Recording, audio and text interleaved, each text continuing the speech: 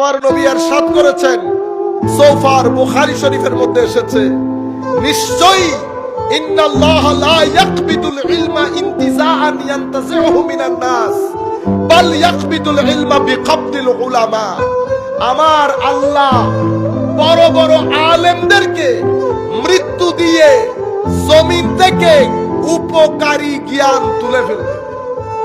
মাদ্রাসা থেকে যাবে, খানেকা থাকবে, গুগল থাকবে, লাইব্রেরি থাকবে, সবকিছু থেকে যাবে, কিন্তু সমাজ থেকে উপকারী জ্ঞান উঠে যাবে। কি হবে শেষ পর্যন্ত?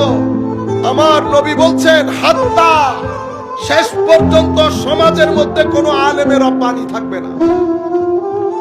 আমাদের মতো জাহেলরা যার যা মন চায় বলবে।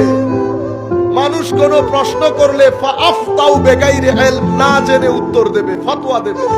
নিজেও পথভ্রষ্ট হবে, মানুষকেও পথভ্রষ্ট